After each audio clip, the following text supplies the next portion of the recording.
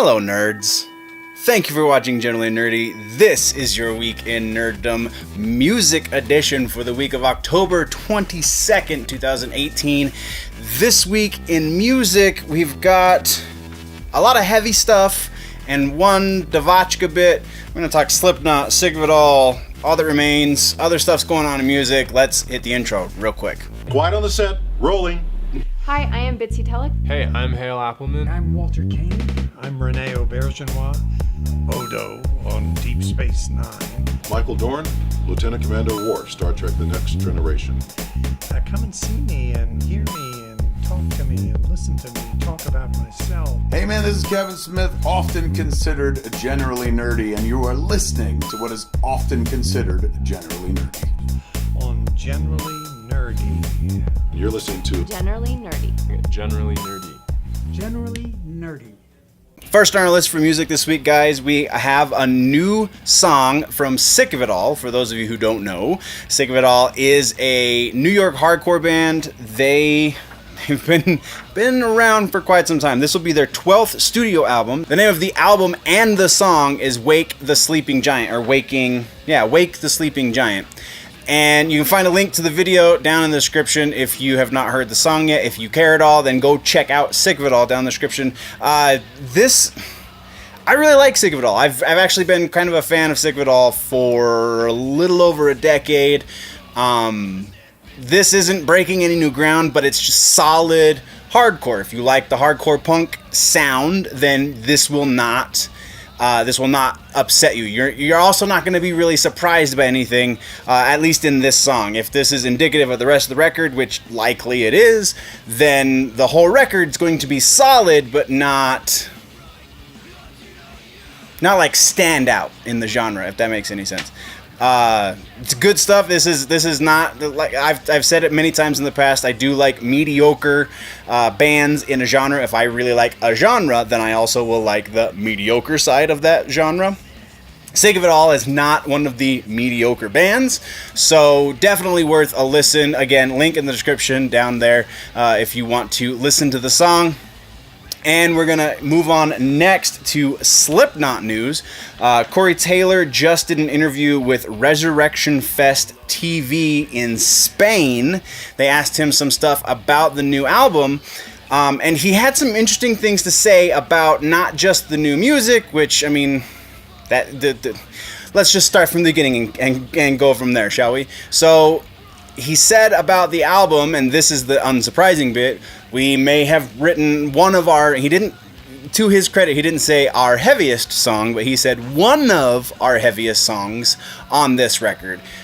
So he's not overinflating like most bands usually do, but also it's still kind of that same thing that most bands usually do. Oh, it's our most experimental, it's our most heavy, it's the heaviest thing we've done to date. All of that nonsense. He's not really saying that per se, but he still kind of is, so it's like kind of grain of salt, whatever. The interesting thing about this interview is that what he said about the demos and potentially what they're going to do with all of the extra music. And what do I mean by extra music? So a lot of bands, and I would say 80% of bands of professional musicians, when they're writing a record, they will create demos for many more songs than what actually gets printed to the record. So AFI, I know, usually does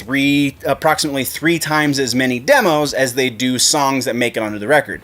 To different bands, that means different things. Oftentimes, again, to use AFI as the example, oftentimes their demo is just Jade on an acoustic guitar and Davey singing some form of lyric, or maybe even just humming a melody, something along those lines.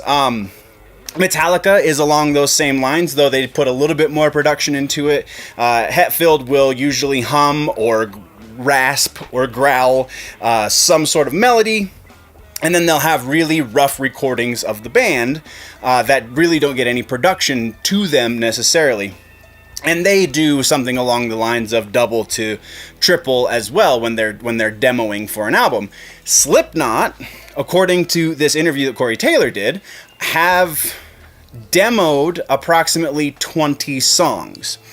That I don't know how far along they go with their demos. I don't know if they get all 9 members on a demo, or even if from one demo song to the next, how consistent they are with the length of production that goes into the demo. I don't know this. I've never been privy to that bit of information. It's actually really interesting that Corey is sharing this much, because they've never shared this much about their process before. So that's really cool.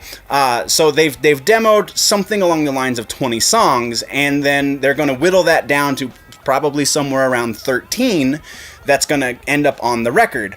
The remainder, though, are not going to be discarded necessarily. He said they are experimenting, they're discussing different ways to put out their music, so that they can still put out an album and then do like a B-sides kind of thing, or even just straight like special release streaming only, or something along those lines. That's what they're talking about. So that's really interesting. We've talked a lot in the past about the new musical landscape and what it means for bands, and a large band like this, who very much writes an album. They don't just write a series of songs. There is definitely a flow to a Slipknot album. They're going to find the flow and then still give us those streaming bits, still give us those extra digital songs. Not likely to see a physical release, though I would imagine eventually they'll release like a B-sides and rarities kind of deal that will get a physical release, but that is down the road a few years, very possibly. Yeah, just that, I'm super excited. If that could be a very good formula for other bands to follow, as specifically smaller bands or less tried and true bands, like maybe a Telepathic Sandwich or an Orifice, perhaps, maybe. You know, the music that I put on here is Telepathic Sandwich and Orifice that I always put on every one of the nerdy episodes. And that's my band, and this got awkward. Okay, let's move on.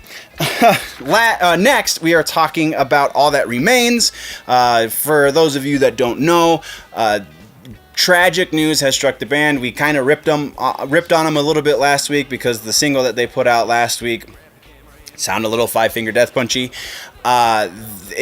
Since we posted that video, their guitar player, Oli Herbert, or Herbert, I don't know if he pronounces it the French way or not, was found dead near his house at age 44. He was in a pond. There was an accident.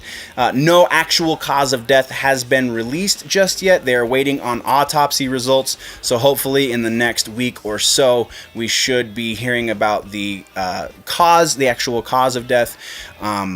And hopefully we'll get a little bit more of the circumstance once that happens.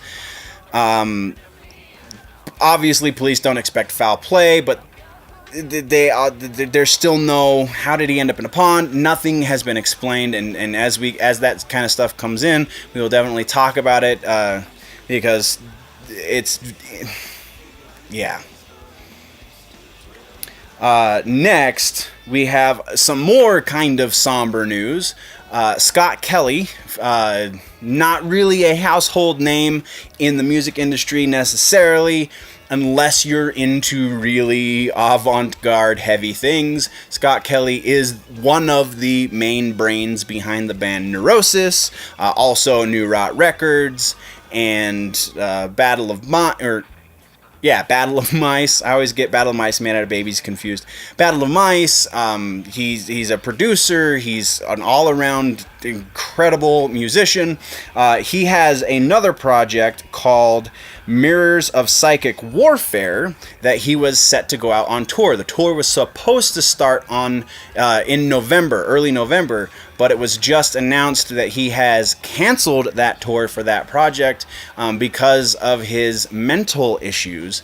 Kudos on him for taking positive steps instead of reacting to them when they happen, to shut it down before it happens, because he said that in the past touring has caused him mental breaks and he feels like this tour is very potentially going to do that.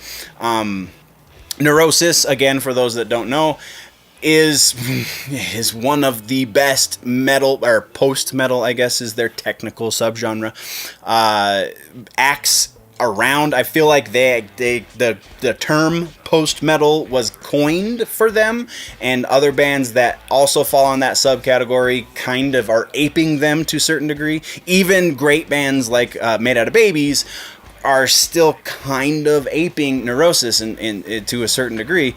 Neurosis does like big festivals, but they don't usually go on tour, so it seems like that's going to be the option that he's going to take with Mirrors of Psychic Warfare as well.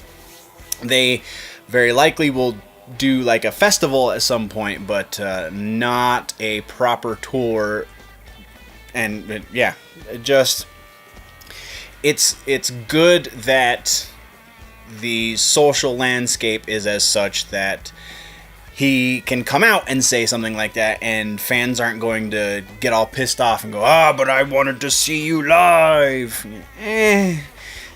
Not really how that works necessarily when you're apparently somebody like Scott Kelly. So, yeah, just interesting, and we're moving on. Our last bit of music news this week has to do with Devotchka. So, not a heavy thing. We don't always talk about heavy music. I like other things too, and we talk about all kinds of stuff here on the channel, and even stuff that I don't generally like. So, we talked a little over a month ago about Devotchka because they put out a new record. Well, they just put out another single off of the record. Name of the record is This Night Falls Forever. The name of the single is Empty Vessels. I'm digging this Devotchka record. I still haven't got my hands on it to listen to the whole thing, so I can't say that all of the songs on this record are stepping out of Devotchka's box. But the two that we've heard so far are stepping out of Devotchka's box, is stepping out of their comfort zone, and it's great. It's not an evolution that doesn't make sense. It's an evolution that very actually theoretically could get them more noticed. It makes them slightly more digestible for people who are more into the poppy kind of sounding music. This is heading in the direction of pop with a soul. It's still not really what you would expect of a pop band, because that's not what Devotchka is. They're kind of gypsy French stuff. Like, it's really difficult to really pinpoint what you would call Devotchka's genre of music, but still rock. And yeah, this song again is called Empty Vessels. Link to the video is down in the description, and you can watch the proper video yourself and then listen to the song at the same time, and then come back and have this conversation with me. What do you think of Devotchka's newest single? And if you have the record, how is the rest of the record? Let's talk about that down in the comments. But that, guys, is the end of your music video this week.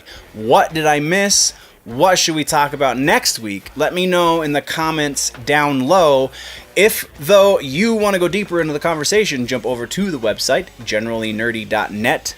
That is the place that you can go find all of the freebies and the social media links and the store links, so you can get your nerdy swag. There's a bunch of different places to get Generally Nerdy gear. Go check out all of that over on generallynerdy.net. There's also a Patreon page, patreon.com/generallynerdy. Everybody knows how Patreon works at this point. I have 4 tiers on my Patreon. Bottom tier is just $1 a month, and you actually get a fair amount of extra content for your dollar. So go check out patreon.com/generallynerdy for all of that. If you're new to this channel, though, click the subscribe button. If you like the episode, click the like button. If you're falling behind on your nerd news and you want to catch up, click or tap that box right there to the left of my face to do that. But before we click boxes and visit websites, guys, always remember that if it's generally nerdy, it's probably here.